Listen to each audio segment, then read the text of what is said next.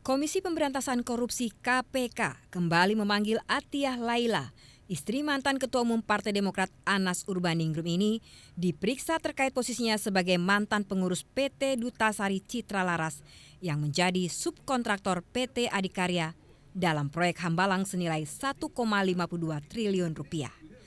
Athiah diduga mengetahui pemberian uang oleh PT Dutasari Citra Laras sebesar 50 miliar kepada Anas Urbaningrum guna biaya kampanye pemenangan di Kongres Partai Demokrat.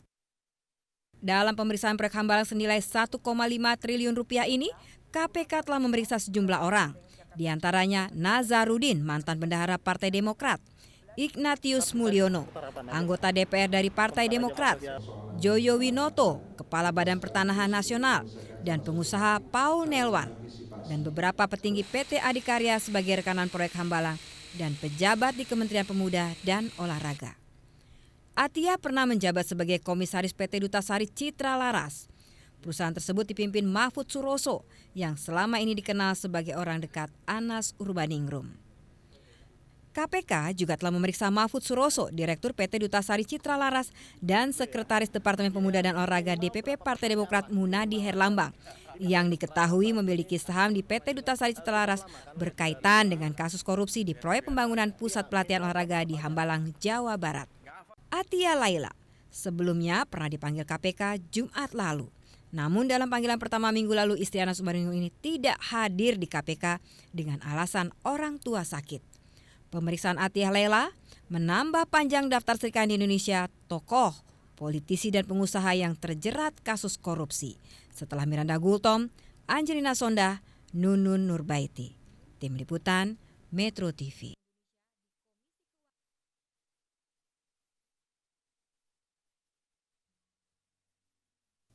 Setelah 83 hari ditetapkan sebagai tersangka, Angelina Sondah akhirnya dijadwalkan akan diperiksa Komisi Pemberantasan Korupsi (KPK) Jumat 27 April 2012. Dugaan keterlibatan Engie dalam kasus suap Wisma Atlet terkuak dalam sejumlah kesaksian, diantaranya Wakil Direktur Keuangan Grup Perma Yulianis, Mindo Rosalina Manulang, dan Gerhana Sianipar.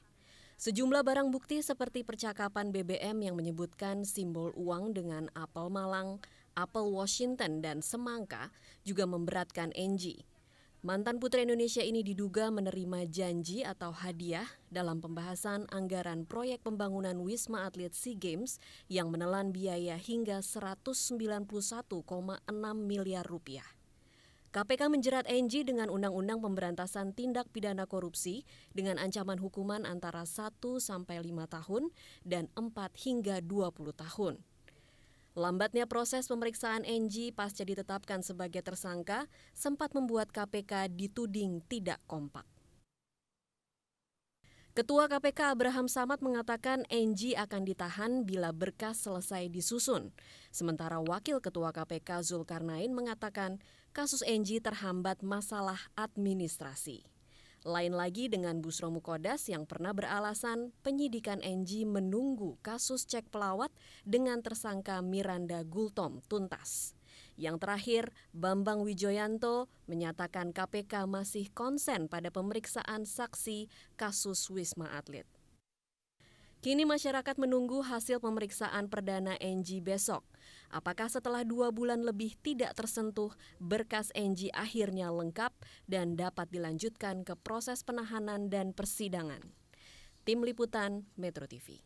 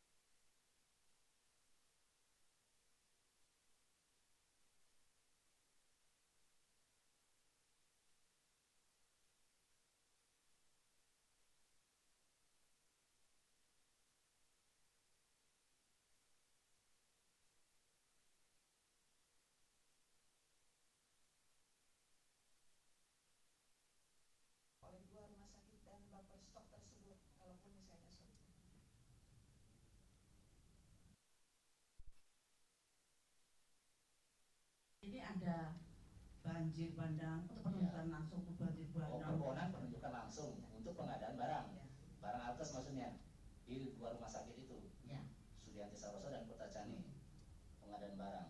Apakah di surat itu tercantum berapa nilai dari pengadaan barang yang disampaikan oleh terdakwa ini? Saya lupa. Saya kira rutin, saya tanda tangan. Enggak, seingat saudara bisa lupa. Kalau ingat sih enggak. Iya, tidak ingat ya. Karena biasanya barengan dengan yang lain-lain. Jadi saya tidak tahu tentang surat menyurat. Saya tidak tahu tentang penomoran surat. Saya tidak tahu bahwa saya tanda tangan itu nomor dan nomor suratnya dan tangganya itu baru diisi oleh mereka. Saya bukan tukang surat. Saya tanda tangan karena sudah diverbal.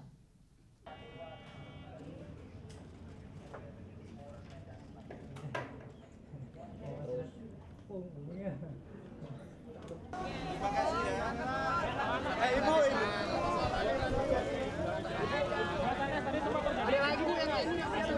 Oke teman-teman sudah teman-teman.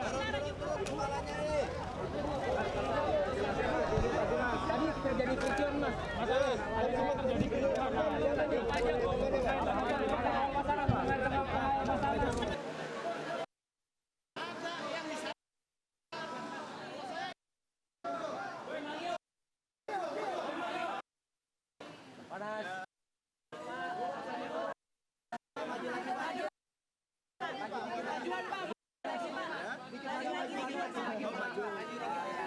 Gimana Pak pemeriksaan? Udah. Agak kenceng permintaan keterangan. Jangan ada yang maju. Karena undangannya untuk Komisaris PT Dutasari Citralaras tahun 2008. 10. Ya, nanti setelah itu ya. Ya. Kasih jalan ya. Jangan naik. Santai, Bos. Bang Ijaya gimana nih? Tersangka barunya ini adalah sebelumnya saksi. Jadi tersangka barunya adalah inisialnya AS. Setelah Ketua KPK Abraham Samad menetapkan Angelina Sondah sebagai tersangka kasus korupsi Wisma Atlet tanggal 3 Februari 2012 lalu, harapan publik terhadap KPK untuk menyelesaikan kasus ini sangatlah tinggi. Akan tetapi, seiring waktu, ternyata perkara korupsi dengan nilai proyek kurang lebih 90 miliar ini sama sekali tidak disentuh KPK. Publik pun pesimis. KPK rasanya sulit menyelesaikan kasus ini karena terkait dengan pihak-pihak yang memiliki jaringan politik dan kemampuan finansial yang sangat kuat. Sementara itu di tubuh KPK sendiri disinyalir terjadi friksi yang tajam antara pimpinan terkait keputusan KPK yang menetapkan Enji sebagai tersangka. Tetapi pasca hukuman penjara 4 tahun 10 bulan terhadap mantan Bendahara Umum Partai Demokrat Muhammad Nazarudin, KPK ternyata membuka kembali kasus dugaan korupsi mantan Putri Indonesia ini dan harapan masyarakat agar kasus ini segera tuntas pun kembali tumbuh. KPK pun memanggil mantan Direktur Pemasaran PT Anak Negeri Mindo Rosalina Manulang, Wakil Direktur Grup Permai Julianis, Oktarina Furi, Lutfi, dan Dadang sebagai saksi kasus ini. Menurut KPK, penyidikan kasus Enji tidak hanya terkait dengan kasus dugaan korupsi pembangunan Wisma Atlet SEA Games Palembang, tetapi juga terkait dugaan korupsi di Kementerian Pendidikan Nasional. KPK menemukan peran Enji di proyek-proyek 2 kementerian ini. Jumat besok dijadwalkan untuk pertama kalinya Enji akan menjalani pemeriksaan sebagai tersangka di KPK. Kuatnya alat bukti yang dimiliki pihak KPK, baik yang diperoleh dari para saksi maupun para terdakwa dalam kasus yang sama, tipis kemungkinan Enji lolos dari jerat hukum, sebagaimana para karibnya yang telah dihukum penjara dalam perkara yang sama. Dengan kembali dibukanya perkara dugaan korupsi Enji, maka terbuka pula peluang KPK untuk kembali menetapkan para tersangka baru terkait kasus Wisma Atlet. Sejak awal kasus ini terkuak, memang tercium keterlibatan sejumlah tokoh politik Partai Demokrat. Dan semakin jelas ketika dalam pelariannya ke luar negeri, Nazar kerap menyebut nama Enji, Andi Malarangeng, Anas Urbaningrum, dan Mirwan Amir, rekan-rekan sejawatnya di Partai Demokrat terlibat dalam perkara ini. Jaringan kekuasaan politik Partai Demokrat yang selama ini dikenal kuat, kini mulai terkoyak. Tim Metro TV melaporkan.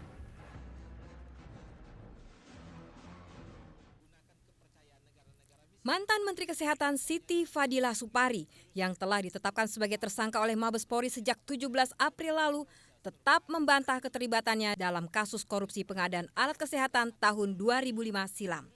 Menurut Siti, penunjukan langsung yang dikeluarkannya untuk proyek pengadaan alat kesehatan tahun 2005 telah sesuai peraturan. Siti juga mengaku penunjukan langsung dalam proses tender yang ia lakukan merupakan arahan Presiden SBY dan didasarkan melalui Kepres nomor 80 tahun 2003 tentang pedoman pelaksanaan barang dan jasa pemerintah. Penunjukan langsung bisa dipertimbangkan dengan harus sesuai dengan syarat dan peraturan yang berlaku, harus sesuai dengan kewajaran harga dan akuntabilitas pelaksanaannya. Kalau surat penunjukan langsung itu kemudian digunakan oleh staf saya atau bawahan saya secara tidak sesuai dengan aturan yang berlaku, yaitu yang bersalah atau yang menggunakan bila tidak sesuai dengan aturan yang berlaku. Dosen sekaligus ahli jantung ini juga membantah bahwa keterlibatan dirinya dalam kasus proyek pengadaan alat kesehatan yang menyeret nama Mulia Hasyim sebagai terdakwa.